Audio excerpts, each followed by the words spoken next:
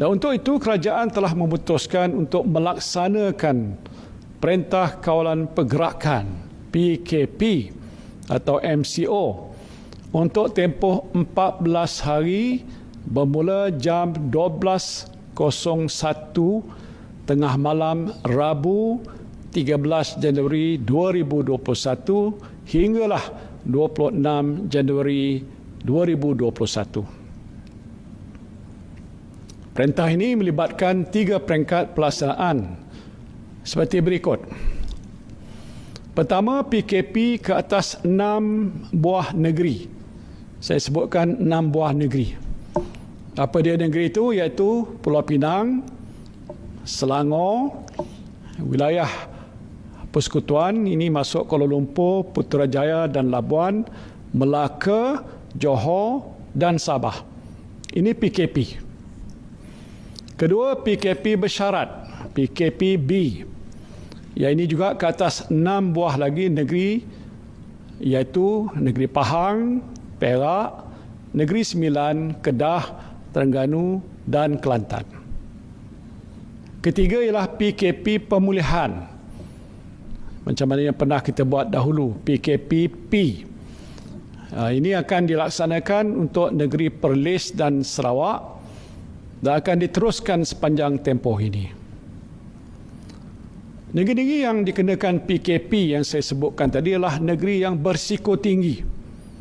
Yang ini hasil penilaian risiko oleh KKM dan tahap keupayaan perkhidmatan kesehatannya telah hampir mencapai kapasiti maksimum. KKM akan membuat penilaian risiko secara berterusan bagi memutuskan sama ada pelaksanaan PKP ini akan ditamatkan atau diteruskan sebelum tempoh 2 minggu berkenaan ini tamat.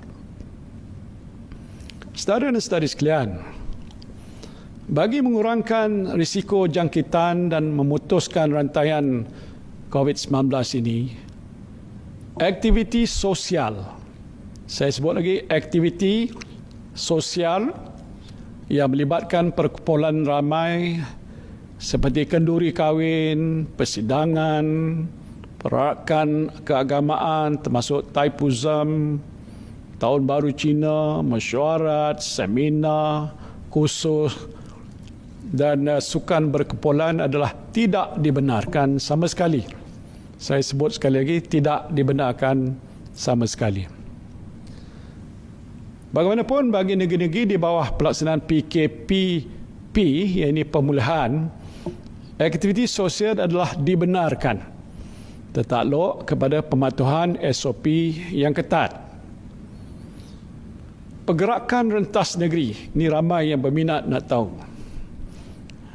Pergerakan rentas negeri tidak dibenarkan di seluruh negara.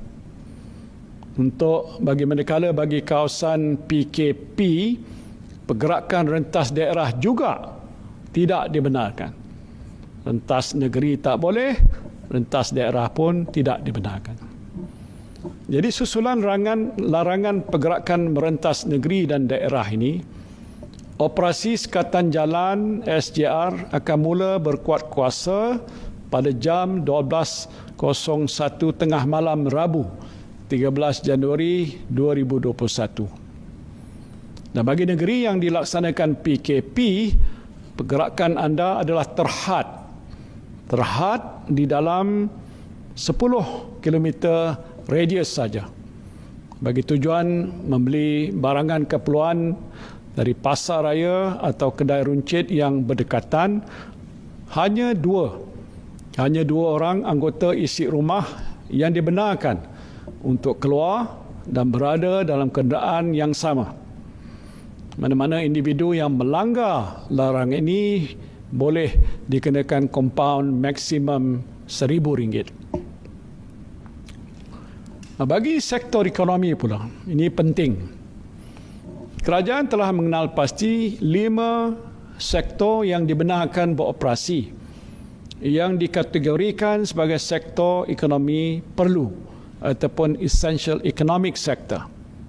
Apa dia sektor-sektor itu? Iaitu penghilangan dan pembuatan, pembinaan, perkhidmatan, perdagangan dan pengedaran serta peladangan dan komoditi. Sektor-sektor ini dibenar beroperasi kerana peranannya menyokong kerja-kerja membekal keperluan asas seperti makanan, minuman, barang keperluan rumah serta penjagaan diri, kelengkapan PPE, peranti perubatan dan ubatan pada petugas kesihatan, aktiviti perdagangan antarabangsa, memastikan rantaian bekalan tidak terputus dan menyokong infrastruktur kritikal dan juga kerja-kerja kecemasan. Bagaimanapun, hanya 30% pekerja dalam kumpulan pengurusan yang dibenarkan berada di pejabat, manakala bagi pekerja dalam kumpulan sokongan, jumlah pekerja yang diperlukan pada satu-satu masa akan ditentukan oleh majikan masing-masing. Ingin saya ingatkan, jumlah pekerja yang ditentukan mestilah mengambil kira pematuhan ketat SOP yang ditetapkan. Jangan sampai tiada penjarakan fizikal langsung sewaktu berada di tempat kerja. Mana-mana majikan yang melanggar SOP dan menyebabkan berlakunya penularan jangkitan COVID-19 di tempat kerja, tindakan tegas akan diambil berdasarkan undang-undang termasuk menutup premis berkenaan. Kementerian Perdagangan Antarabangsa dan Industri ataupun MITI akan nanti memperincikan jenis-jenis perkhidmatan yang disenaraikan sebagai essential economic sector ini. MITI dan juga Kementerian Kerja Raya juga akan memperincikan butiran kerja-kerja pembinaan yang dibenarkan beroperasi. Dan bagi sektor atau perkhidmatan yang tidak disenaraikan sebagai essential services, arahan bekerja daripada rumah atau work from home akan dikuatkuasakan.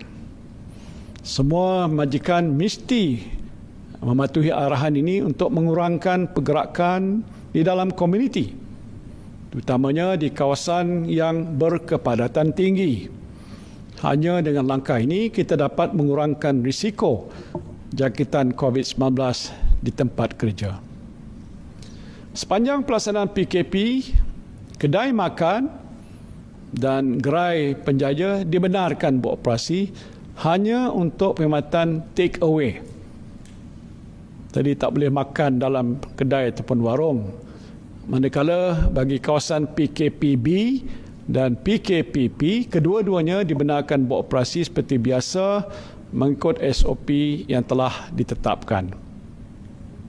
Perkhidmatan pengantaran makanan, yang ini dibenarkan beroperasi. Pasaraya, perkhidmatan kesihatan termasuk klinik, hospital dan farmasi serta bank dibenarkan beroperasi di kawasan PKP pada tahap berjaga-jaga. Patuhi SOP ketika berada di tempat-tempat ini seperti memakai pelitup muka dengan betul, jaga penjarakan fizikal dan kerap gunakan hand sanitizer. Sekiranya tidak ada keperluan segera ataupun mendesak, tidak perlulah keluar rumah. Macam mana yang saya biasa sebutkan dulu, just stay at home. Kementerian Perdagangan Dalam Negeri dan Hal Ehwal Pengguna KPDN HEP telah memberikan jaminan bahawa bekalan di semua sektor peruncitan adalah mencukupi. Tak payah berbot-bot ataupun simpan barang lebih daripada yang diperlukan. Pemantauan terhadap barangan keperluan pengguna seperti gula, minyak masak, tepung gandum, beras, roti putih, susu tepung, ayam, sayur-sayuran, telur, bawang, hand sanitizer, pelitup muka akan dilakukan setiap hari. Saudara dan saudari sekalian, walaupun terdapat sekatan pergerakan yang ketat, khususnya di negeri-negeri dikenakan PKP, pengecualian diberikan pada pelajar dan calon peperiksaan utama, termasuk peperiksaan SPM untuk sesi 2020 dan 2021.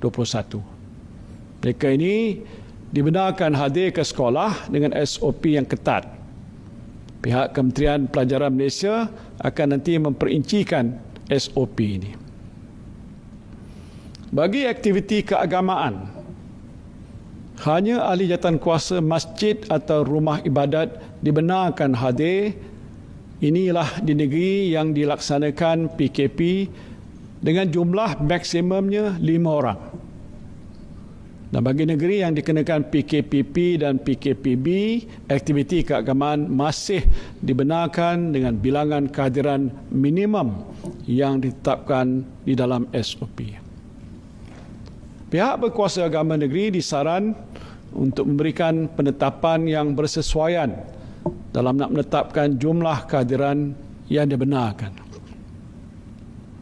Saya juga sedar bahawa pengasingan diri untuk satu tempoh yang lama ini boleh memberikan tekanan ataupun stres terhadap kesihatan mental. Justru bagi memastikan kesihatan minda dan fizikal yang berterusan, anda dibenarkan untuk meninggalkan rumah untuk beriadah dengan anggota isi rumah sahaja. Pastikan jarak anda dari orang lain adalah 2 meter sekurang-kurangnya setiap masa. Kalau hendak berjoging, jangan lebih daripada 2 orang. Dan kalau berbasikal, janganlah secara berkumpulan. Cukuplah seorang saja.